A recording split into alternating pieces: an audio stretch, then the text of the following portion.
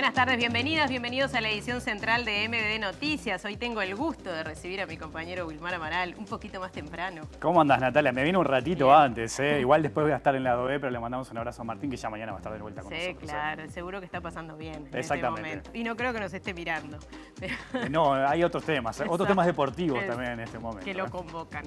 Y a nosotros nos convoca mucha información. Y si te parece, empezamos, Wilmar, con uno de los temas del día. El Partido Colorado y el Frente Amplio alcanzaron un acuerdo sobre el proyecto de ley de eutanasia. Se aunaron criterios para llegar a una propuesta común que cuente con los votos necesarios para su aprobación en diputados. El diputado colorado Pepe Pasquet fue quien presentó el primer proyecto de ley sobre el tema en 2020 y luego en 2021 el Frente Amplio elaboró otra iniciativa sobre esta materia. Y de hecho el texto unificado fue presentado ayer con la firma de los diputados Frente Amplistas y también del sector colorado Ciudadanos, y también con la de Marne Osorio de Ballistas y la de Iván Posada del Partido Independiente. Recordemos que hay una encuesta de Factum que reveló que el 70% de la población apoya este proyecto de legalización de la eutanasia, un tema del que se viene hablando hace bastante tiempo, ¿no? Y hay mucho más para compartir. Exactamente. Vamos a los títulos, ¿te parece? Bien. Los vemos.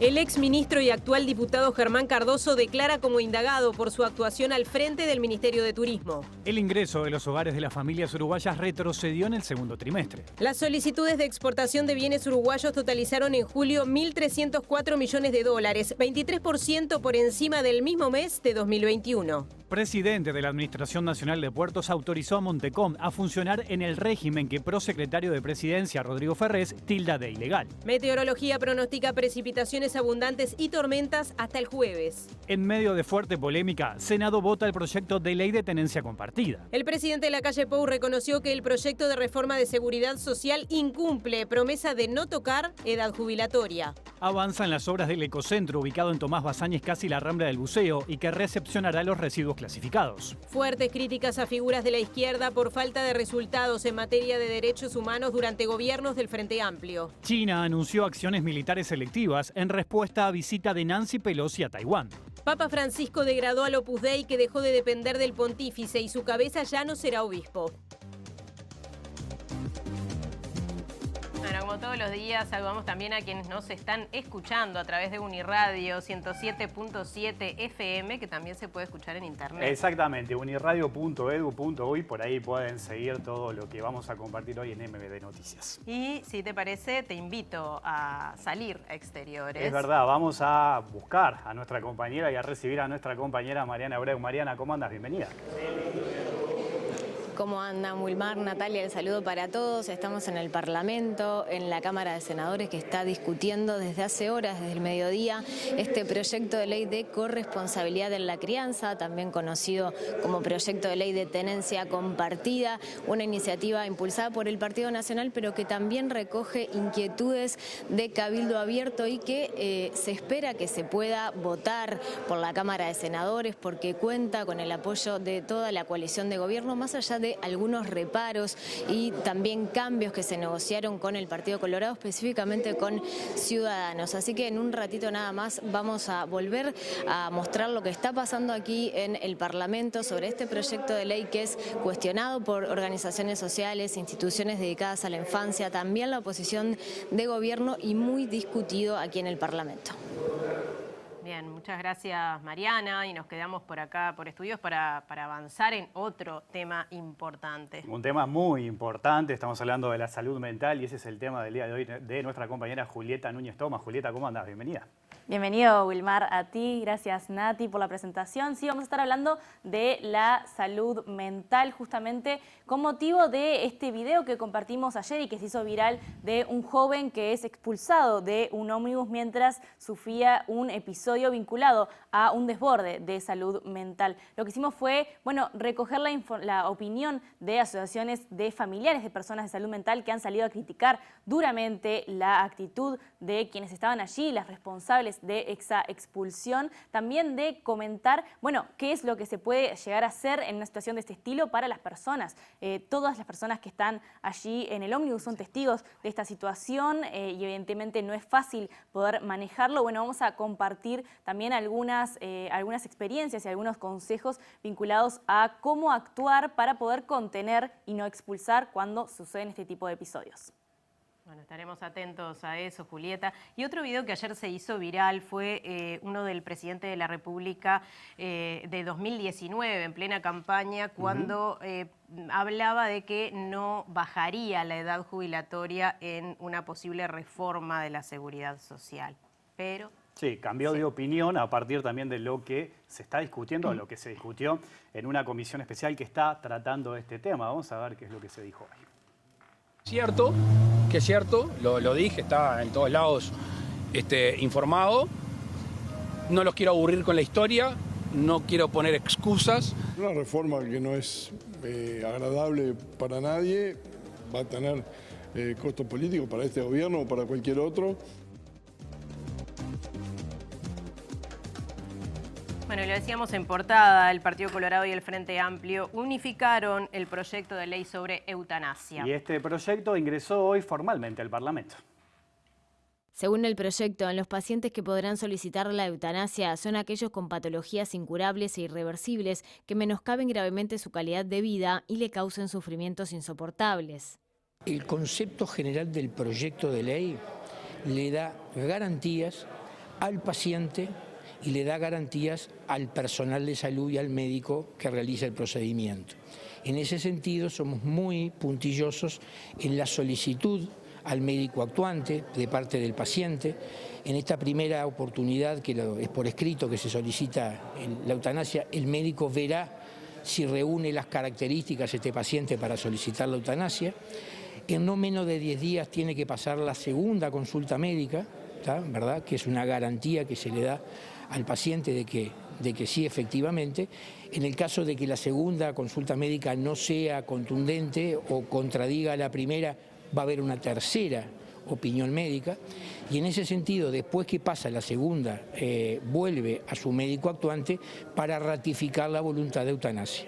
Y por supuesto, y está explícitamente escrito en el proyecto de ley, que se le ofrecerá todos los tratamientos disponibles, inclusive los tratamientos paliativos. Según una encuesta realizada por Factum, el 77% de la población está de acuerdo con que se discuta un proyecto de ley que reglamente la eutanasia y un 20% en desacuerdo. Y vamos a seguir con este tema porque el que se opone a esta iniciativa es el diputado nacionalista Rodrigo Goñi. Y dijo que este proyecto sobre eutanasia unificado entre el Partido Colorado y el Frente Amplio es peor que las versiones anteriores.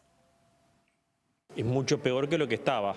Primero porque reúne lo peor de cada proyecto, lo consolida y, como si eso fuera poco, agrava situaciones. Quizás la más sorprendente es que no solamente pueden dar muerte a los pacientes los médicos, sino que el médico ordene. Lo que estamos haciendo con esto es ni más ni menos que abriendo aún más la puerta para abusos, para todo tipo de abusos, incluso en el entorno familiar, porque bueno, va a estar allí la posibilidad de pedir la muerte anticipada para cobrar el seguro. Realmente es muy, muy grave lo que este proyecto... Para que se ejecute tiene que estar la voluntad de la persona. ¿Qué voluntad de un extremo en extrema vulnerabilidad? Situaciones de extrema vulnerabilidad, el consentimiento no es válido. ¿Usted cree que un enfermo abandonado, solo, y cuando hay un entorno que lo está presionando a que tenga la muerte anticipada, usted cree que tiene toda la voluntad?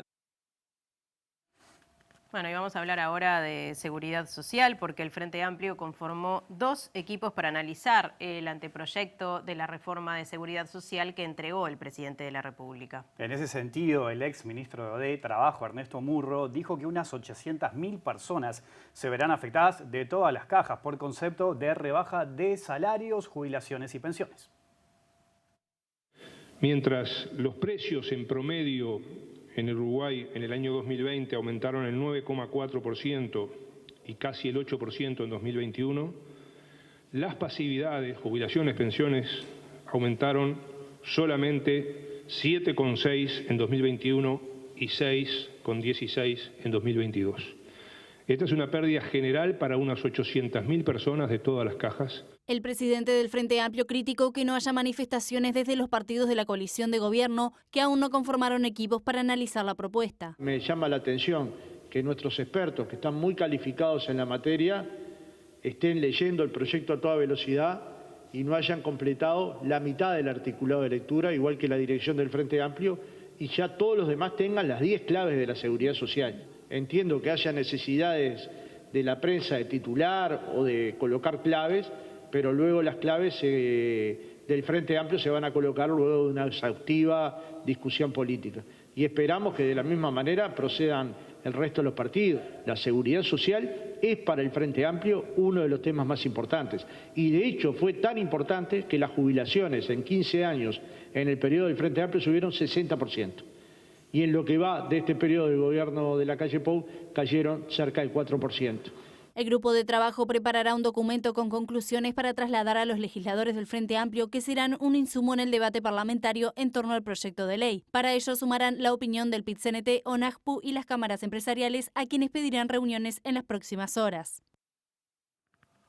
En la campaña electoral, Luis Lacalle Pou había anunciado que no iba a modificar la edad jubilatoria, una situación que cambió en las últimas horas. El presidente cambió de opinión, dijo, a raíz de lo que le expresaron distintos expertos que están trabajando sobre este tema, ¿no? Por su parte, el diputado del Frente Amplio, Gustavo Olmos, afirmó que la reforma de la seguridad social tendrá inevitablemente costos políticos, por eso se debe intentar que sea una política de Estado. Es cierto, lo dije, está en todos lados, no quiero poner excusas, simplemente, y esto es fácilmente comprobable, en el 2019 no teníamos los informes, o mejor dicho, los informes del gasto del producto en el sistema jubilatorio, decían que al 2060 se iba a llegar a la situación que tenemos en la actualidad. Esto, insisto, que no es una excusa. La parte racional o el razonamiento que quiero hacer con ustedes, el porqué del cambio de posición, es cuando nombramos un equipo de expertos, una de mis condiciones, uno de mis planteos, era cumplir exactamente con el compromiso electoral. A las pocas semanas de estudio, el equipo de expertos, encabezado por Saldain, me dijo, es imposible. Con lo cual, insistí, ayudé, y por eso ese pedido de transición del 67 al 71, donde se corre la edad de jubilación a 65 años, aquellos nacidos en determinadas fechas. Una reforma que no es agradable para nadie, va a tener costos políticos para este gobierno o para cualquier otro, en la medida que yo creo que estas cosas deberíamos intentar que salgan como políticas de Estado, porque esto, si no, o sea, la peor reforma de seguridad social es la que se hace cuando el sistema colapsa, y puede colapsar en un gobierno, dentro de 2 o 3 gobiernos, que no sabemos ni siquiera quién va a gobernar. O sea, que creo que es una señal de responsabilidad que deberíamos tener todos, intentar colaborar para sacar una reforma lo más razonable posible. Bueno, y quien también se refirió a este anteproyecto de reforma de la seguridad social fue el expresidente y líder del Partido Colorado, Julio María Sanguinetti. Exactamente, dijo que en su fuerza están analizando el tema y también remarcó que todos los partidos políticos entienden que es necesario y urgente cambiar el sistema, ¿no? Además aseguró que hacerlo midiendo el cálculo político es reprobable. Estamos mirando con mirada positiva y queda claro de que esto no tiene nada que ver con la finanza del gobierno. A este gobierno no le va nada en este tema, de ningún modo.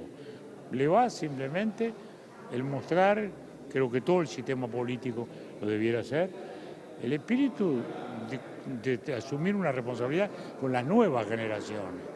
Esto no es un tema nuestro, no es un tema que hoy cambie los números, quizás al gobierno que viene muy poco también, pero dentro de 10 años ya vamos a estar, sí, en esas bombas, por decirlo de algún modo, tipo argentino, que conocemos, porque estas cosas luego, hoy se pueden resolver, digamos, con soluciones graduales, porque esto empieza en el 2000, esto empieza dentro de 5 años y termina en el 35.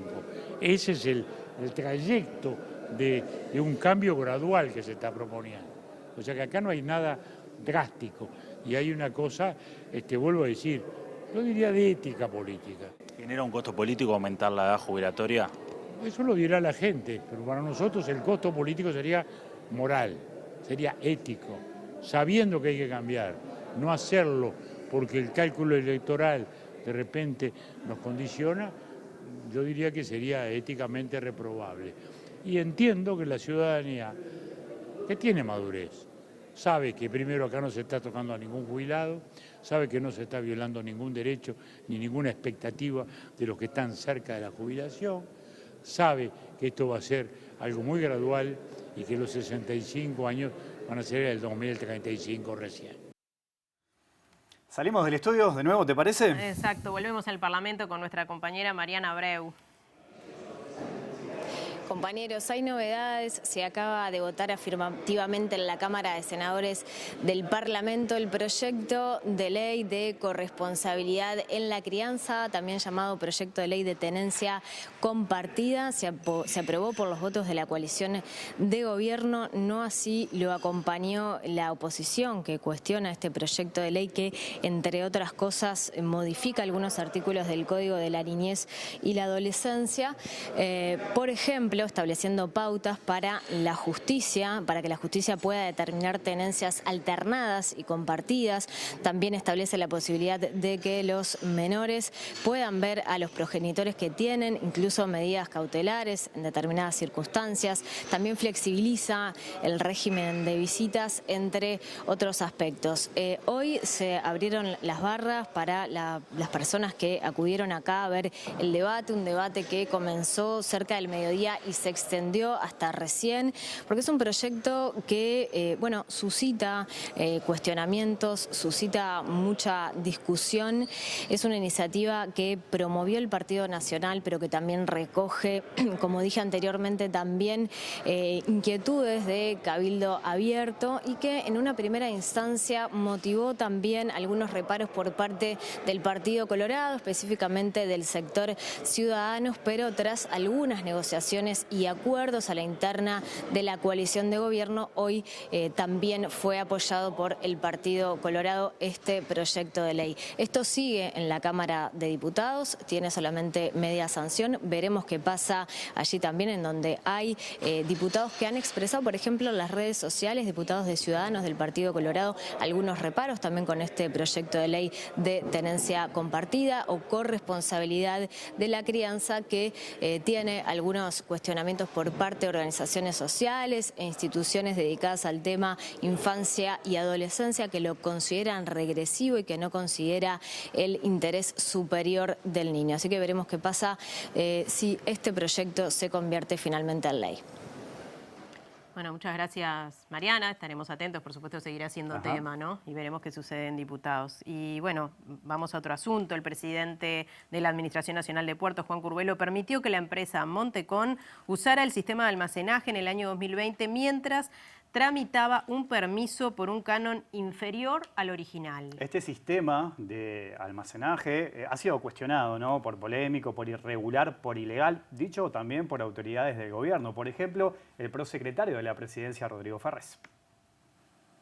El presidente de la Administración Nacional de Puertos, Juan Curbelo, autorizó en ese periodo que Montecón ocupara un espacio del puerto de Montevideo bajo el sistema de almacenaje, informó Montevideo Portal. En esa ocasión, expresa la nota, se le permitió a la empresa pagar un canon más bajo del acordado originalmente. En octubre de 2020, a solicitud de la oposición dentro del directorio de la Administración Nacional de Puertos, el área jurídico notarial analizó la legalidad de la diferencia del valor del canon a raíz de una solicitud de Montecón para bajar el costo de la tarifa, concluyendo que no se podía rebajar la tarifa como pedía la empresa, ya que el contrato inicial celebrado establecía como condición expresa que el canon en ningún caso podría implicar para la Administración Nacional de Puertos un valor inferior al acordado. En enero de 2021 se aprobó la solicitud de la empresa de un nuevo permiso de explotación del llamado Depósito 20 y sus áreas adyacentes adyacentes del puerto de Montevideo para la consolidación y desconsolidación de mercadería, almacenaje y otros servicios por un año y con un canon prácticamente del mismo monto que fuera rechazado por el área jurídico-notarial. Tanto el prosecretario de Presidencia Rodrigo Ferrés como el exministro de Transporte y Obras Públicas Luis Alberto Heber tildaron de irregular e ilegal esta situación en sus declaraciones como indagados por la denuncia del Frente Amplio por el acuerdo con la empresa Catunasi. Cambiamos de tema ahora. Mañana al mediodía va a declarar como indagado el exministro de Turismo Germán Cardoso. Por la causa penal que investiga irregularidades en su gestión.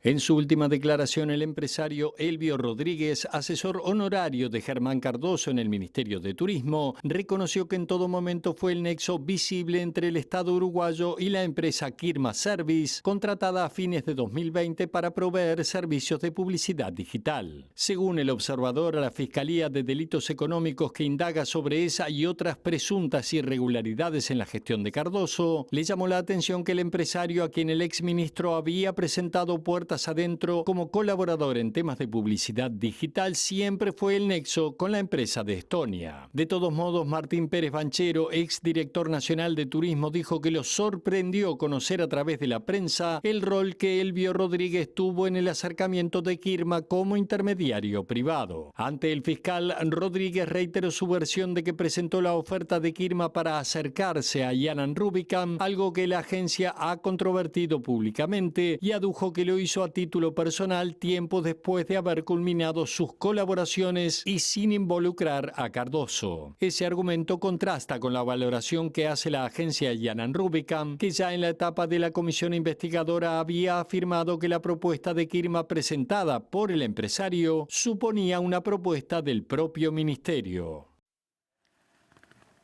Bueno, y les contamos que la familia del joven que fue obligado a bajar por la fuerza del ómnibus de San José, ese video que se viralizó ayer, del que hablaba antes Julieta, que fue obligado por el guarda y por una funcionaria policial y luego fue atropellado en la ruta. La familia de este joven presentó una denuncia en realidad fueron dos denuncias ante Fiscalía, que de todas formas ya está actuando en el hecho y mañana declararán el chofer, el guarda y la agente policial. Mientras tanto, Andrés Ojeda, el abogado del sindicato policial, dijo que la policía no cometió ningún delito al bajar a esta persona que sufría una crisis emocional del ómnibus y además dijo que el sindicato respalda su actuación. No podemos soslayar que el resultado terrible que se produce un montón de horas después, 6 o 7 horas después. O sea, a mí a veces me preocupa cuando se pretende responsabilizar objetivamente a la policía de todo lo que pasa después de que actúa, incluso lejos de su accionar. Y aparte otra cosa no es menor, todos los criterios que uno quiera aplicarle en materia de responsabilidad a la policía en este caso, yo creo que se le aplican de igual manera a todas las personas que circulaban en ese medio de transporte. O sea, cualquier posible responsabilidad omisiva le cae a cualquiera. Y el ómnibus no iba vacío, iba visiblemente lleno en el video. Todas las demás personas son igual de responsables por, de repente, en su caso, si se quiere, en esta hipótesis, no haber actuado cuando debieron hacerlo. O sea, verás que la situación, a la hora de indignarse, después hay que ponerle cuerpo a la indignación, y eso es bastante más difícil. Entonces yo te digo, en lo moral, cada uno que opine lo que quiera, yo lo respeto. Ahora, jurídicamente, yo no veo ningún delito para imputar. Esa es mi opinión, al menos, y por eso también el sindicato decide ponerle respaldo jurídico a la trabajadora. Que vaya la redundancia, es una trabajadora joven, que ha salido hace poco de la escuela y tomó una decisión en un momento complicado y no le implicó lastimar, ni golpear, ni nada a nadie. Y eso creo que también es tratar de reducir los males a la hora de tener que intervenir. Más de 20 organizaciones sociales presentarán un recurso de nulidad ante el Tribunal de lo Contencioso Administrativo sobre el proceso de designación de nuevas autoridades de la Institución Nacional de Derechos Humanos. El recurso elaborado por el abogado Juan Cereta solicitará la suspensión del acto administrativo, lo que podría definirse en un mes. La presentación del recurso fue anunciada este lunes previo a la sesión de la Asamblea General que analizó 24 candidaturas, pero ninguna superó los 2/3 de votos para ser electos. La segunda votación se fijó para el 11 de agosto y en esa instancia alcanza la mayoría simple del oficialismo para definir el nuevo directorio. En este marco, las 20 organizaciones cuestionaron cómo se elaboró la lista de 24 candidatos. Según explicó el abogado Juan Cereta a AMB Noticias, la Comisión Especial incumplió con el artículo 45 de la Ley de Creación de la institución, que establece que los candidatos deberán contar con experiencia y notoria versación en materia de derechos humanos. Según Cereta, también se incumplió con el artículo 39 que establece que podrán proponer candidatos las organizaciones sociales habilitadas a participar en las sesiones extraordinarias de la institución. El abogado recordó que 13 candidatos fueron propuestos por legisladores y otros por organizaciones no registradas. Con estos criterios se busca evitar que estos órganos se contaminen por factores políticos partidarios, afirmó Cereta. El recurso ante el TCA puede demorar entre 1 y 2 años. Por este motivo, se solicitó la suspensión del acto administrativo, una definición que puede demorar un mes. Su aplicación implicaría dejar sin efecto la elección que se realice el 11 de agosto. Lo que podría pasar es que se termine nombrando integrantes del directorio de la institución cuya legitimidad está puesta en duda, dijo Cereta, y explicó que el recurso está en proceso de elaboración y que se aguarda tener el respaldo de juristas internacionales. Bueno, ¿y cómo encaramos, cómo abordamos la salud mental como sociedad? Es un tema muy importante y el tema de hoy de nuestra compañera Julieta Núñez Tomás, a quien ya seguimos atentamente. Muchísimas gracias, compañeros. Sí, así es. Es un tema que además preocupa un montón y que, bueno, se vuelve a poner en agenda la salud mental en realidad a partir de la viralización de este video que veíamos hace unos minutitos nomás, cómo está evolucionando su causa en Fiscalía, pero que en realidad es un tema que sucede y que debería estar mucho más sobre la mesa, o así lo denuncian en realidad las asociaciones de familiares, por ejemplo, de personas con padecimientos mentales. Ellos señalan, hicieron público un comunicado donde señalaron que les preocupa muchísimo la falta de empatía en la actitud de los trabajadores que estuvieron allí y también la indiferencia de alguna manera de quienes estaban en el ómnibus. Nosotros hablamos con Hilde Hans, que es integrante de la Asociación de Familiares de Personas con Padecimientos Mentales que se unen en la Federación Caminantes, y ella nos mencionaba cuál es la impresión que tienen los familiares de personas que tienen este tipo de episodios, que sufren frecuentemente este tipo de episodios, cuando ven este video. Esto ocurre a diario, solo que no recibimos la información. Se cuestiona mucho el hecho de que fue filmado, que por qué no lo ayudó. Y yo digo, gracias a esa persona que lo filmó, nosotros nos podemos enterar y lo podemos compartir, porque estos dramas nosotros los vivimos a diario. Y sin quitarle importancia ninguna a este hecho.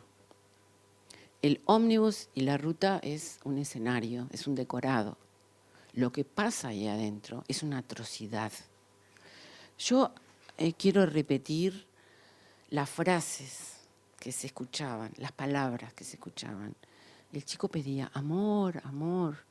Cuando el guardia se acerca le dice, loco, amá. No se resiste. Y cuando lo van llevando dice, me vuelven a matar. Yo digo, ¿eso es de una persona enajenada o es una persona que está pidiendo ayuda? Yo he insistido mucho también que hay una responsabilidad de las autoridades, del ómnibus y del Ministerio del Interior, pero hay otra que a mí me preocupa más, y es la responsabilidad de nuestra sociedad toda y de nosotros los familiares. El desamparo es total de parte de las instituciones del Estado. Y también la indiferencia es total de parte de la sociedad. Bueno, ¿y qué se puede hacer, Julieta, para evitar esa indiferencia de la que hablaba? Bueno, nosotros fuimos a consultar a la psicóloga y docente de la Facultad de Psicología, Cecilia Baroni, que nos mencionaba que, bueno, que en realidad lo que sucede es que no estamos preparados como sociedad, que no estamos preparados individualmente cada uno de nosotros para poder abordar situaciones de este estilo, que obviamente lo que surge allí es el miedo, es el desconocimiento, y que eso es lo que nos lleva a actuar, bueno, a veces con esta extrañeza, con ese distanciamiento, a veces incluso con violencia, pero que eso no es positivo para el momento, que hace falta tener un poco de paciencia y comprender. Vamos a escuchar qué es lo que nos mencionaba ella vinculado a la actitud que podríamos llegar a tomar si nos encontramos en una situación de este estilo, no siendo técnicos, sino siendo personas bueno, que comparten el espacio público y en lugares que justamente esto puede llegar a suceder, y de hecho sucede todos los días, como mencionaba recién Gilde. Cuando hay situaciones así, capaz que lo que tenemos que apelar es a entender y a calmar y no a contraponer y ver si eso nos lleva, porque no sé si alguna vez vieron, todos tenemos peleas y discusiones hasta en nuestra casa, donde si nos ponemos tercos la cosa sigue subiendo de tono y nos puede llevar a veces a cosas que no están buenas. Entonces lo primero es salir de eso, o sea, poder bajar, no subir. Y a veces bajar implica que nos demos cuenta de que no es conmigo, capaz que no es personal, pero si lo tomamos personal o también andamos cruzados, entramos en el choque, ¿no? Y en esa defensa que puede pasar por muchas cosas, porque por algo, y en este caso yo hablo desde la psicología y muchas corrientes de la psicología creemos en el inconsciente. ¿Qué quiere decir eso? Que no manejamos nosotros racionalmente muchas de nuestras reacciones, nuestros miedos, etcétera. A veces con este tipo de situaciones, de padecimientos o de alteraciones psicológicas, parecería que en vez de ir a ver, yo me quiero retirar porque me da miedo, ¿no? No sé cómo va a reaccionar, dice cosas que no entiendo, cosas que no están hilvanadas, no quiere acompañarme a tal lado y pedir ayuda. Bueno, a veces requiere un poco más de tiempo que no es el que podemos tener si vamos en un ómnibus y queremos llegar a trabajar, ¿no? Donde se generan otras situaciones. Entonces, ahí tenemos algunos recursos públicos, también tenemos recursos, obviamente, de las personas que tengan mutualista, que es llamar a su emergencia mientras uno espera y digo como medida de urgencia, ¿no? Si yo no tengo las herramientas o poder entender de qué pasa la situación y acompañar. O sea, acá creo que todos los que más o menos trabajemos o no en el área, lo peor de esta situación fue haberlo bajado en la ruta y haberlo dejado solo. Y una pregunta que surge, Julieta, es ¿qué dice este video sobre nuestra sociedad? ¿No? Es interesante plantearnos esa pregunta. Bueno, alguna pista daba allí Cecilia, pero en realidad lo que expone de alguna manera con mucha fuerza es que no tenemos protocolos, que no tenemos información como comunidad, como sociedad, para poder encarar este tipo de situaciones. Una de las cosas que denuncia la Asociación de Familiares de Personas con Padecimientos Mentales es la necesidad de que existan campañas de sensibilización. Bueno, campañas de este estilo, información disponible para saber cómo actuar, la formación de las personas que están en contacto con la población. Cecilia, por ejemplo, hablaba de la importancia. Esto exhibe, por ejemplo, la importancia de que se trabaje, por ejemplo, en el transporte público, ¿no? Que se pueda tener allí espacios de formación, espacios de reflexión con respecto a cómo actuar con estas situaciones que en realidad son mucho más comunes de lo que pensamos y que además le pueden pasar a cualquiera, ¿no? Tampoco es una cuestión de generar estigma por las personas que sufren padecimientos mentales. Hay muchas cuestiones de la vida, de la sociedad, las crisis económicas, sociales, culturales, que nos pueden hacer llevar a una situación de ese estilo, a una situación de desborde de ese estilo. Y lo importante es que sepamos y que podamos como sociedad instrumentar protocolos para tratar de abordar estas situaciones. También lo que mencionaba Cecilia es que expone la falta de tolerancia y de las personas frente a determinadas situaciones y la necesidad de hablar un poco más de lo importante que es pedir ayuda.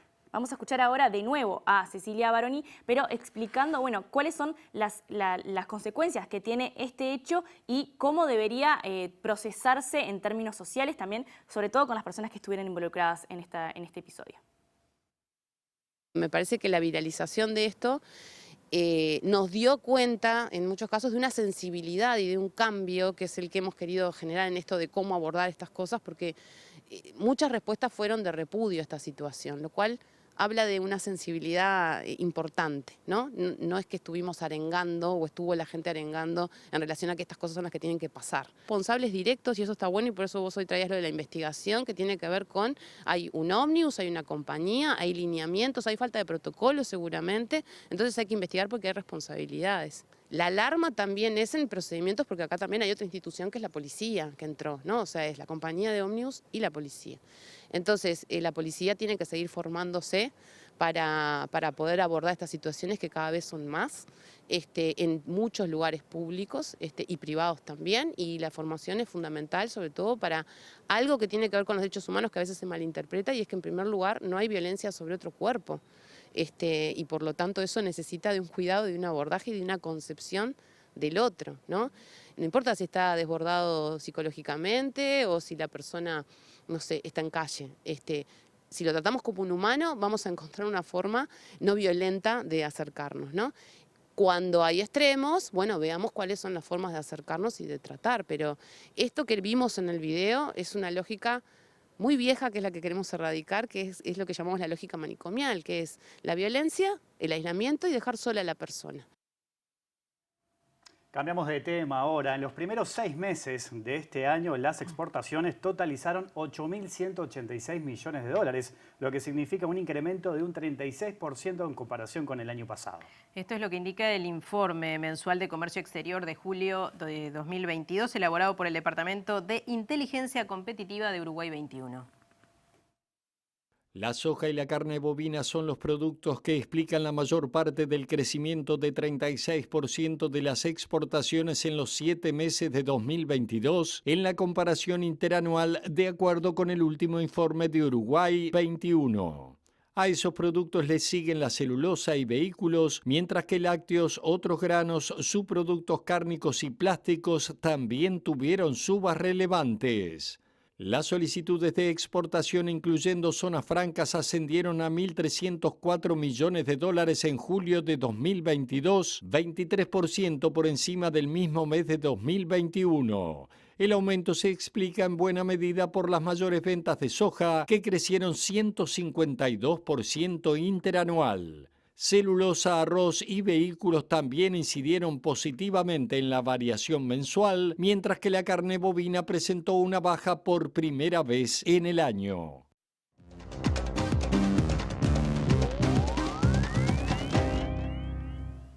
Bueno, y se conocieron los datos de ingresos en los hogares uruguayos del segundo trimestre de 2022. Y con ese tema y con esa información llega nuestro compañero Germán de Agosto. ¿Cómo andas, Germán? Bienvenido. Muchas gracias. ¿Cómo andan? ¿Todo bien? Bien, ¿y vos? Bien. Exactamente. Tuvimos un viernes cargado de noticias, no buenas noticias, pero sí noticias. Y la primera tiene que ver con el lado de los ingresos de los hogares. Hoy vamos a ver, por un lado, el ingreso de los hogares y después cuáles son sus fundamentos. En particular, otro dato que conocimos el viernes fue justamente los salarios, que son uno de los fundamentos que están detrás del ingreso de los hogares. Entonces vamos a empezar por el ingreso de los hogares y después vamos a bajar en cascada por sus fundamentos. Cuando hablamos de ingreso de los hogares, estamos pensando, obviamente, los ingresos derivados del trabajo, obviamente ingresos derivados de justamente las transferencias de otros hogares, tenemos utilidades, tenemos dividendos y tenemos otro conjunto de partidas corrientes que hacen a todo lo que ingresa dentro de un hogar. Entonces lo que estamos viendo en la primera placa es justamente la comparación interanual. Siempre que hablamos de interanual, estamos comparando el segundo trimestre del 2022 con el segundo trimestre del 2021 y así sucesivamente. Lo que tenemos es justamente esa caída que refleja una contracción en términos interanuales del ingreso de los hogares. ¿Sí? Esto es como para la economía en su conjunto. Para tener una idea de cuánto es el ingreso medio de los hogares en el país, estamos hablando de 77.000 pesos más o menos. Es más alto en Montevideo que en el interior y eso es lo que vamos a ver ahora justamente en la segunda placa. Porque detrás de esta contracción general del ingreso de los hogares de todo el país, tenemos la contracción, por un lado, de Montevideo, que como se ve en el gráfico es más aguda que lo que está sucediendo con el interior. En definitiva, para poner números, es casi un 2% en el caso de Montevideo. De vuelta estamos mirando la comparación interanual y casi del 1% en relación justamente a lo que pasa con el interior. El promedio del Uruguay está justamente en el medio de esas dos líneas, que es el 77.000 pesos del que hablábamos. ¿sí? Y esta es la imagen. Lo que pasaba con el desempleo que nos mostrabas el otro día, que en el interior estaba un poquito más alto. Exacto, porque ahora lo que lo vamos a analizar es, esto es justamente la visión de lo que tiene que ver con el ingreso de los hogares. Ahora nos vamos a meter en los dos fundamentos principales. Y el primer fundamento, que es el que recogemos en la placa que viene, justamente lo analizamos la semana pasada cuando conocimos los datos del mercado laboral y tiene que ver con la situación del empleo. Básicamente, cuando hablamos del mercado laboral, estamos hablando de un mercado. Y eso supone que hay un costado vinculado a precios y un costado vinculado a cantidades. Bueno, este es el costado vinculado a las cantidades, el número de empleados que tenemos, ¿sí? ¿Y qué es lo que pasó? Que luego de la recuperación que tuvimos durante la segunda mitad del año pasado, justamente el empleo comenzó o se interrumpió esa recuperación y comenzó a retroceder, ¿sí? De hecho, estamos casi un punto por debajo del máximo que tuvimos en el último trimestre del año anterior, ¿sí? Entonces, esto es uno de los determinantes. Ahora, si pasamos a la placa siguiente, vamos a ver el costado de los precios del mercado laboral, que no son otra cosa que justamente los salarios. Y este dato también lo conocimos el viernes pasado porque está justamente vinculado a la situación hasta el mes de junio, ¿sí? ¿Qué es lo que estamos viendo acá? La evolución interanual del salario real. Esto es el poder de compra. O sea, la evolución de los salarios descontado del efecto de la inflación, ¿sí? Lo que estamos viendo justamente cuando estamos por debajo de la línea roja son caídas del poder de compra. Cuando estamos por encima son aumentos del poder de compra y lo que vemos justamente es que lo que tenemos de los últimos 2 años es justamente una contracción que en el último mes, que es el mes de junio, se agudizó un poquito en relación al mes anterior. Ese es el 1,6% que estamos hablando, ¿sí? Cuando pensamos en cómo ha evolucionado el poder de compra en relación al mismo mes del año anterior, o sea, junio del 2021. ¿Sí? Si ahora pasamos a la próxima placa, lo que vamos a ver, bueno, ¿qué hay detrás de ese menos 1,6%? Y esto, con los datos del INE, lo que podemos hacer es justamente entrar tanto al sector privado como al sector público. Estos son los agregados que tiene justamente el INE para ver qué está pasando a nivel de los distintos sectores de actividad. En el sector privado, la caída del salario real, en términos interanuales, fue más acuciante, ¿sí? Tenemos un casi 2% de pérdida de poder de compra, es más moderada en el caso del sector público y dentro del sector privado en particular tenemos una contracción de casi 4% en términos reales de lo que tiene que ver con servicios sociales y de salud y lo que tiene que ver también con hoteles y restaurantes. En tercer lugar, ¿sí? Tenemos lo que pasa con el comercio al por mayor y al por menor. Pero básicamente lo que vemos más allá de esta sopa de números, ¿sí? Es que la caída es generalizada, tanto a la interna del sector público como a la interna del sector privado. Solamente escapa justamente las actividades de intermediación financiera, donde efectivamente el crecimiento del salario le ganó al crecimiento de los precios y eso justamente lo que arroja ese verde de 1,2%. Porque en la construcción es casi marginal.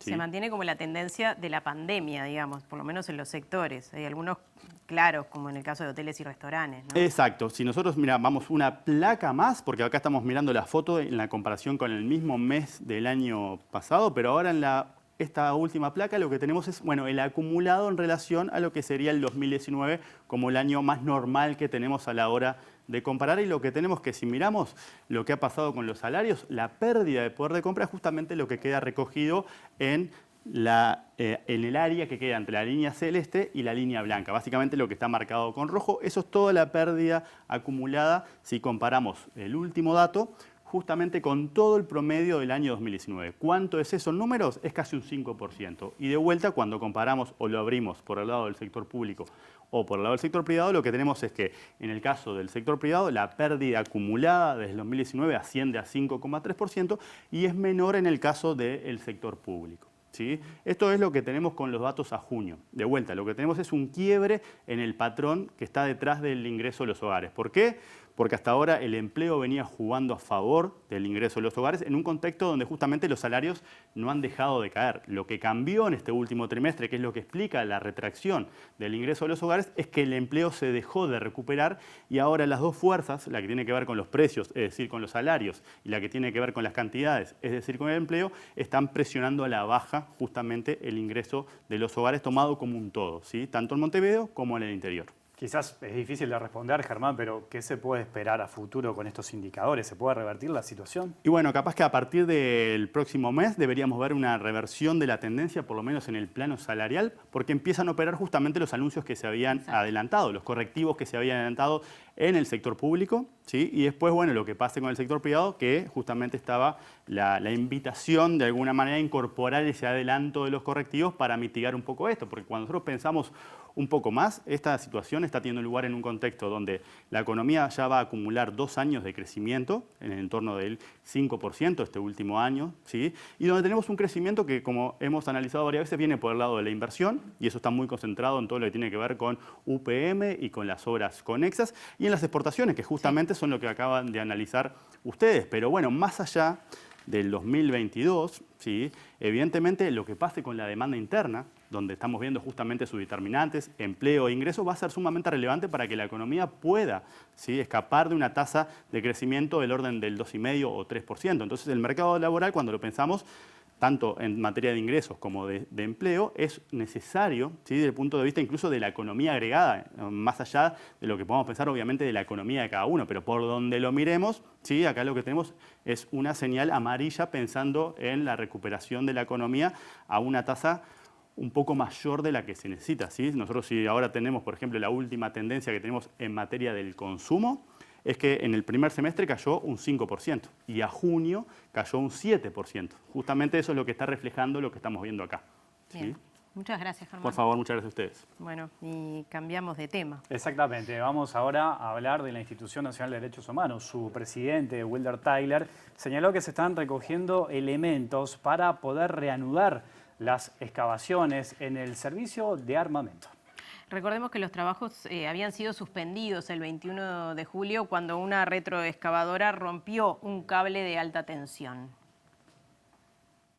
Las excavaciones habían comenzado el martes 19 de julio y 2 días después debieron interrumpirse luego que la pala de la excavadora rompió el cable y eso provocó un corte de energía eléctrica en toda la zona. Representantes de la institución se reunieron ayer con integrantes de UTE y del Ministerio de Defensa para analizar la situación. Desde el ente eléctrico explicaron que no tienen la gestión de los cables que están dentro de estos predios militares. En este sentido, el director de la institución, Wilder Tyler, informó a MBD Noticias que de todas formas UTE proporcionó información y orientación sobre las entidades que deben ser contactadas y ahora se está recolectando información para poder elaborar un plan seguro de trabajo. Tyler agregó que por ahora las excavaciones continuarán suspendidas sin fecha de retorno. Bueno, y el diputado Frente Amplista Enzo Malán dijo que cayó el gasto por estudiante de la ANEP. Y aseguró esto y también señaló que esto se da luego de 15 años de crecimiento sostenido. Malán informó que la evolución de la ejecución presupuestal fue entregada por el Departamento de Investigación y Estadística Educativa de la ANEP en la Cámara de Diputados. Desde 2005 en adelante, el gasto por estudiante por todo concepto fue avanzado hasta 2019 y después viene en caída, comentó el legislador a MBD Noticias. Esto en cuanto al alumnado, cuya cantidad además se redujo. Malán agregó a eso una baja en el salario de los docentes desde 2019 a 2021, lo que también suma a la disminución de la inversión por alumno y marcó una contradicción entre el discurso oficial de priorizar y mejorar la educación con lo que está ocurriendo. Cuando uno ve a la oposición hablar sobre este presupuesto, dice que se está priorizando a la educación. Y sin embargo hay un recorte importante a los recursos que se venían manteniendo anteriormente. Y uno ve que el discurso, parece que mira para otro lado o otra realidad, habla de que se aumenta los recursos para esto y para aquello, pero cuando uno ve inversión por matrícula de alumno, ve que va cayendo. Cuando uno ve salario, ve que va cayendo. Cuando uno ve inversiones, ve que va cayendo. Se hablan de que se van a abrir no sé cuántos liceos de tiempo completo, pero resulta que ya están los liceos de tiempo completo. No es que se creen liceos de tiempo completo, se les cambia el nombre.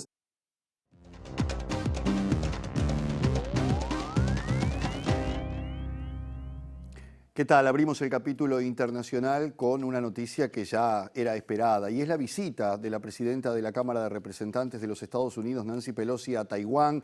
Esto ha exacerbado exponencialmente la situación en el Mar de la China, en la región, en la zona y el cruce de amenazas. La noticia de última hora es que Beijing llamó al embajador de Estados Unidos hace algunos minutos para tener una reunión sobre este episodio que ha tenido advertencias por parte del gobierno chino. Hay maniobras militares, de eso vamos a estar hablando después, pero lo cierto es que la esperada visita a Taiwán se confirma y eso, como podíamos decir, ha aumentado las tensiones en todo el mundo. La presidenta de la Cámara de Representantes de Estados Unidos, Nancy Pelosi, llegó hoy a Taiwán en una visita sin anunciar que ha exacerbado las tensiones entre su país y China, que considera el viaje una provocación a la que ha respondido mostrando músculo militar e imponiendo sanciones a las importaciones de la isla. Pelosi aterrizó en Taipei poco antes de las 11 de la noche locales procedente de Kuala Lumpur, poniendo fin a un frenesí de especulaciones, ya que su visita no se había confirmado con anterioridad, pese a que medios estadounidenses y taiwaneses lo daban por seguro desde la víspera. Minutos después de aterrizar, la alta funcionaria, segunda en la línea de sucesión de la Casa Blanca, señaló en Twitter que su visita honra el compromiso inquebrantable de Estados Unidos con el apoyo a la vibrante democracia taiwanesa y no contradice las políticas mantenidas desde hace un largo tiempo por su país. Para Pekín, sin embargo, el viaje de Pelosi supone el cruce de una línea roja por parte de Washington y un desafío a la política estadounidense de una sola China, que implica en teoría el reconocimiento de la soberanía china sobre Taiwán. El ministro de Exteriores de China, Wang Yi, condenó en esta misma jornada la deplorable traición de Estados Unidos en la cuestión de Taiwán, vaticinando que la actuación del país norteamericano perjudicará su credibilidad a nivel internacional. Previo a la llegada de Pelosi a Taipei, la portavoz de la Cancillería china, Hua Chunying, sostuvo que Taiwán se enfrenta a consecuencias desastrosas si Estados Unidos gestiona mal la situación en el estrecho, ya que sostuvo que es difícil imaginar una acción más temeraria y provocadora, asegurando que existe la posibilidad de consecuencias desastrosas si Estados Unidos se equivoca en su juicio, no solo para Taiwán, sino para la prosperidad y seguridad del mundo entero. Y tal como estaba previsto, China comenzó maniobras militares, no solo en la zona propiamente dicha del entorno de Taiwán, sino en otras regiones, como una manera de ir marcando su territorio en lo que entiende es una provocación de los Estados Unidos. Dijo que esto es en defensa de la territorialidad y de la soberanía china. Por otra parte, John Kirby, portavoz del Departamento de Estado, dijo que Estados Unidos está listo para responder cualquier situación que se pueda plantear con el gigante asiático. La agencia oficial de noticias Xinhua anunció importantes ejercicios militares de las fuerzas chinas que en este caso se prolongarán desde el jueves hasta el domingo en 5 áreas que rodean la isla de Taiwán, mientras que el Teatro de Operaciones del Este del Ejército Popular notificó la organización de maniobras militares tanto marítimas como aéreas en el norte, suroeste y sureste de Taiwán, que comenzarán en la noche de este martes. Las maniobras comprenderán prácticas con fuego real e incluirán el cierre del espacio marítimo y aéreo en dichas zonas, mientras que el Ministerio de Asuntos Exteriores chino presentó su condena enérgica y acusó a Estados Unidos de socavar la soberanía y la integridad territorial de China y de desestabilizar al estrecho de Taiwán. El presidente chino Xi Jinping había advertido a su homólogo estadounidense Joe Biden en la conversación que mantuvieron la semana pasada que los que juegan con fuego se acaban quemando en relación a las medidas que Pekín podría adoptar en caso que la visita de Pelosi se materializara. Estados Unidos dijo este martes que está preparado para la respuesta que tenga China por la visita a Taiwán y el coordinador de comunicaciones del Consejo de Seguridad Nacional, John Kirby, dijo en rueda de prensa en la Casa Blanca que Estados Unidos no busca ni quiere una crisis, pero que está preparado para gestionar lo que Pekín decida hacer. La Armada de Estados Unidos tiene operando cerca de Taiwán al portaaviones Ronald Reagan y al barco anfibio Trípoli con cazabombarderos F-35, coincidiendo con la visita de Pelosi, aunque un portavoz del Pentágono agregó que esos barcos estadounidenses operan con normalidad en la región, sin querer ofrecer detalles sobre las medidas de protección adoptadas por la visita de la presidenta de la Cámara Baja. Y en medio de este contexto, el pasado que vuelve, porque ayer Estados Unidos anunció haber matado a Ayman al-Zawahiri, el número 1 de Al-Qaeda, el hombre que quedó en sustitución de Osama Bin Laden, pero a quien se señala como el ideólogo del ataque a las Torres Gemelas y el ataque a Estados Unidos del 11S. Esto fue en Kabul, en un ataque de un dron selectivamente. El único que murió aparentemente es al-Zawahiri y los talibanes protestaron por esta acción de Estados Unidos que violó su soberanía. Considerado el autor intelectual de los atentados del 11 de septiembre en los que murieron cerca de 3.000 personas en Estados Unidos, Ayman al-Zawahiri asumió la dirección de Al-Qaeda tras la muerte de Osama Bin Laden en 2011 en un ataque de un comando estadounidense en Pakistán. El Departamento de Estado estaba ofreciendo hasta $25 millones de recompensa por información que condujera al arresto o condena de al-Zawahiri, anuncio que llegó casi un año después de la caótica retirada de las fuerzas estadounidenses de Afganistán, que permitió que los talibanes recuperaran el control del país 20 años después. El presidente de Estados Unidos, Joe Biden, dijo este lunes que con la muerte del líder de Al-Qaeda en una operación antiterrorista se ha hecho justicia y que el mundo ya no debe temer a este asesino despiadado y constante. La autorización de Biden se produjo unos días antes del ataque el 25 de julio, tras varias semanas de reuniones con su cúpula militar y de inteligencia, y según la Casa Blanca únicamente el líder de Al-Qaeda falleció en la operación, ya que no hubo daños colaterales ni tan siquiera los miembros de su familia, algo en lo que el propio Biden había insistido en varias ocasiones y que había puesto como una de las condiciones para proceder con el ataque. El gobierno talibán condenó enérgicamente este martes el ataque estadounidense en Kabul, que se produjo por el motivo que fuera y lo considera una clara violación del derecho internacional, aunque no se refirieron en ningún momento al Zawahiri y afirmaron que se trató de una violación del acuerdo de Doha con Estados Unidos.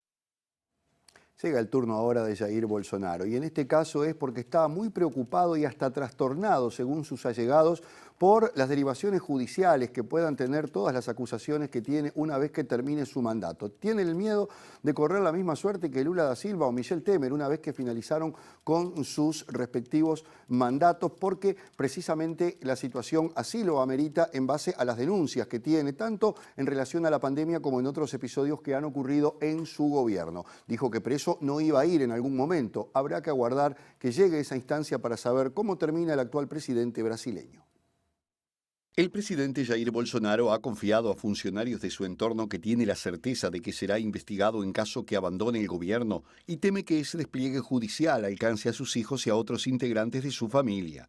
De acuerdo a esta versión periodística, el mandatario brasileño ha reafirmado en reuniones privadas que no irá preso con facilidad, una línea de razonamiento acorde a algunas menciones públicas que ha hecho sobre el tema, como por ejemplo el 7 de septiembre del 2021 en un acto público en San Pablo, donde dijo directamente la frase «nunca iré preso», reafirmando el concepto ese mismo día en otro pasaje de su discurso, cuando prometió salir del Palacio de Planalto preso, muerto o con victoria, aunque aseguró que la primera hipótesis está descartada. Dos ministros consultados por Folha de São Paulo ratificaron que el presidente brasileño ha dicho en varias instancias que no es ingenuo y sabe que puede correr la misma suerte que sus antecesores, en referencia a las penas de prisión que tuvieron que enfrentar Lula da Silva y Michel Temer cuando dejaron la presidencia.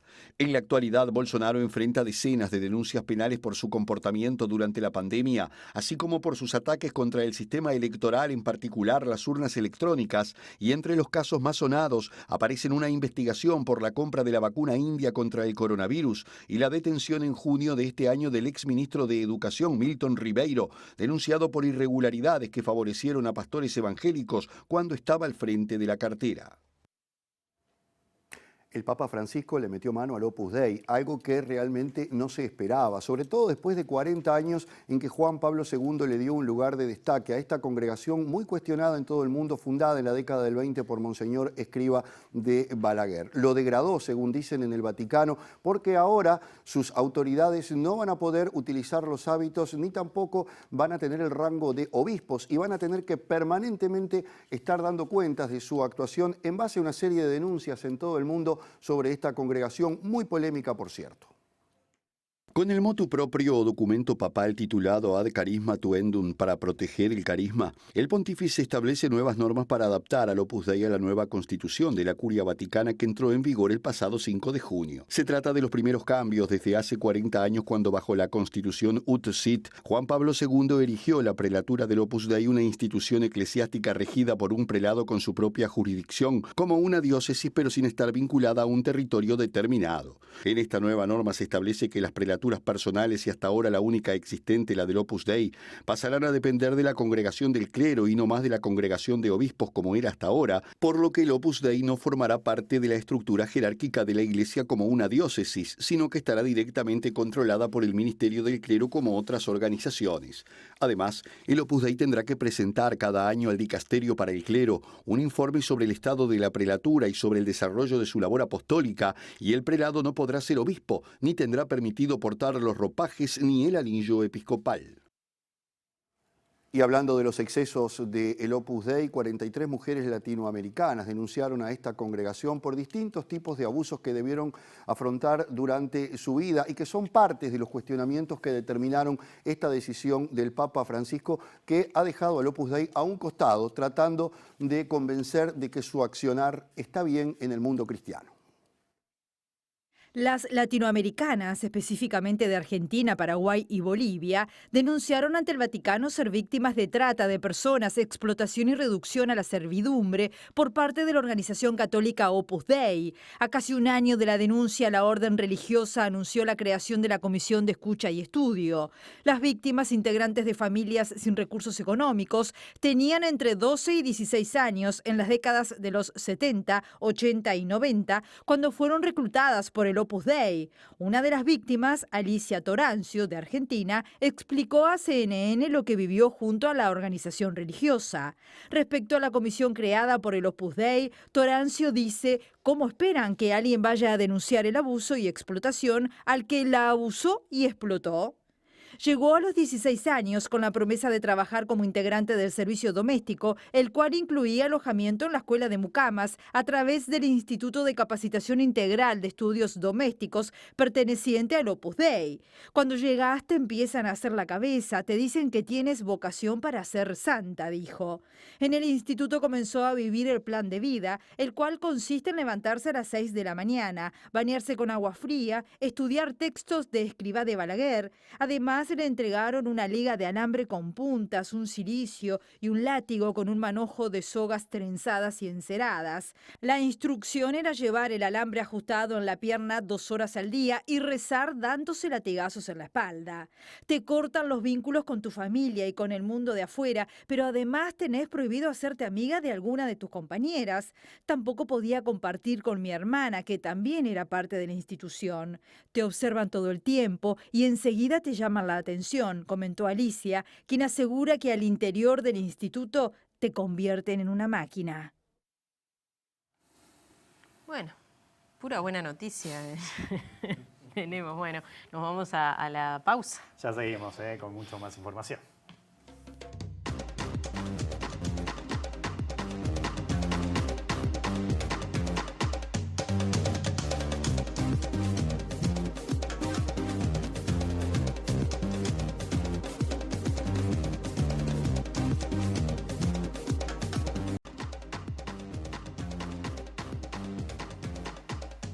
Bueno, volvemos y les contamos que uno de los autores del libro La impunidad y su relato, Carlos Lizcano, criticó con dureza el papel de figuras de la izquierda en la búsqueda de desaparecidos y en los proyectos de ley para anular la ley de caducidad. Hoy Lizcano, durante una entrevista en Ciudad Viva, calificó de traidor al ex ministro de Defensa, Eleuterio Fernández Huidobro.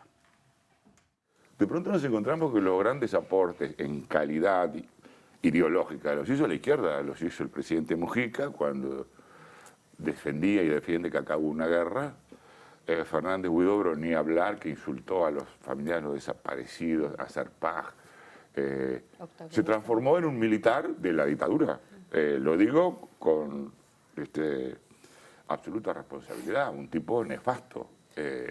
Pasará a la historia, nadie sabe por qué negoció eso. Pero Semproni se levantó de la Asamblea General para no votar la ley interpretativa, cuando el Frente Amplio había mandatado votar esa ley. No le pasó nada a Semproni, pero también participaron Nil Noboa, que no asistió a la Asamblea General, Daniel Bastori, Brescia, ni hablar de Bayardi cuando fue ministro ¿Y eso fue una desilusión?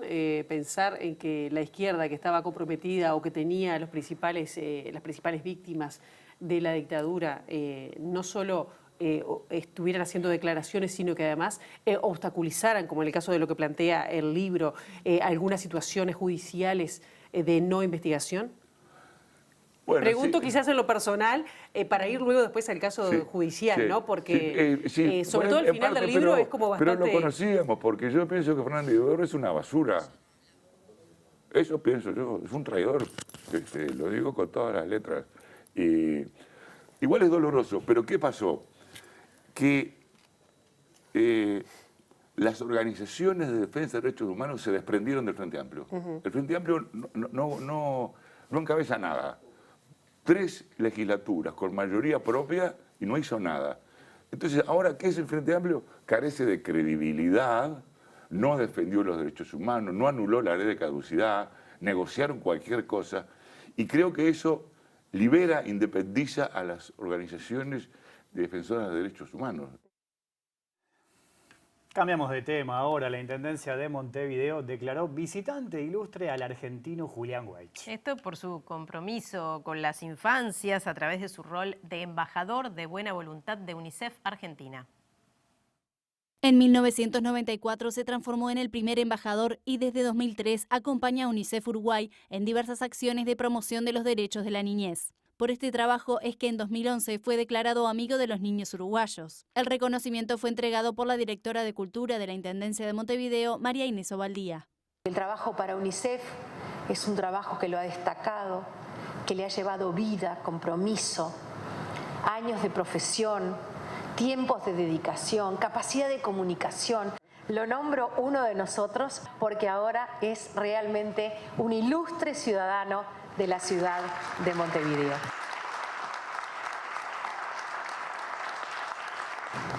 No es que yo sea solidario.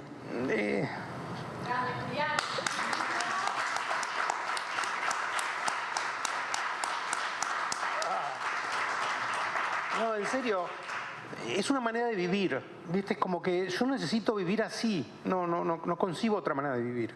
Esta manera que tengo de vivir me hace tan feliz a mí, me completa tanto como ser humano, que trato de contagiar, digo, vívanlo, pruébenlo, vivéncienlo, equivóquense, ayuden por error, van a ver que de las miles de veces que ayudan van a ser más veces las que hicieron las cosas bien que mal. Nuestro trabajo no va a terminar nunca, lamentablemente, porque la realidad indica que no va a terminar nunca y que siempre vamos a seguir haciendo falta. Por eso quiero contagiar a que más gente sea solidaria, que ayude, como siempre digo, a través de UNICEF o a través de cualquier institución en la que uno pueda confiar. Bueno, ya se nos termina esta edición central. Y venimos y nos vamos con lluvia, me parece, ¿no? Sí, parece que sí. Desde ahora, ¿no? Ajá. Desde esta noche y hasta el jueves de noche. Precipitaciones intensas, bastante más elevadas de lo habitual, que viene siendo bastante complejo, así que el listón está alto para las precipitaciones. Según lo que dice Inumet, es para la franja centro-este y norte del país, lo más intenso será desde el miércoles, y bueno, y lo que señala el organismo es que se pueden registrar también ocasional caída de granizo y tormentas eléctricas, así que bueno, a tener en cuenta esa situación, ¿no? Hasta el jueves al menos. Si te parece, repasamos algo del pronóstico del tiempo en la zona metropolitana. Ahí estamos viendo, mirá qué linda la explanada de la Intendencia. Mañana miércoles 3 de agosto, una mínima de 11 grados y una máxima de 14 y nublado, pero como decíamos, se esperan precipitaciones. Bueno, no sé si tanto en esta zona específicamente, pero ya no está demasiado lindo el tiempo. Lo que se nota claramente es que baja la temperatura, ¿no? Por ejemplo, el jueves vamos a tener una mínima de 10 y una máxima de 12 y el viernes 6 la mínima y 13 grados la máxima. Bien. Bueno, yo me voy en realidad, nosotros nos vamos, yo me voy, viene el lado B y el compañero se queda. Me queda un ratito más. ¿Cuál es el tema hoy? Bueno, hoy vamos a estar hablando con el diputado de Cabildo Abierto, Eduardo Luz. Hay un montón de temas de actualidad para conversar con este dirigente de Cabildo Abierto, que es uno de los socios que de la coalición y en la coalición ha mostrado algunas diferencias con algunos temas que ha impulsado el gobierno. Bueno, de todo eso estaremos hablando en un ratito. Bien, bueno, entonces los invito a quedarse en la pantalla de TV Ciudad, luego el lado B, la letra chica. Nosotros nos reencontramos mañana a las 19 horas. Que pasen bien, chau.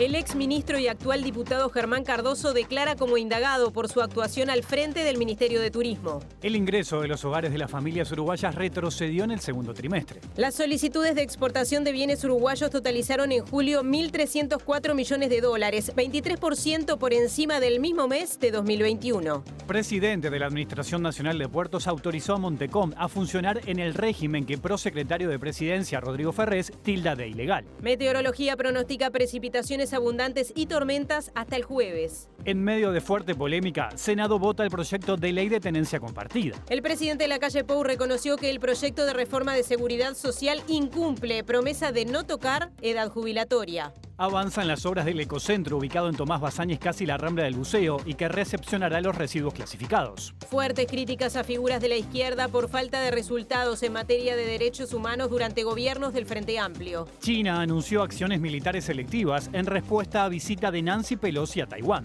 Papa Francisco degradó al Opus Dei, que dejó de depender del pontífice y su cabeza ya no será obispo.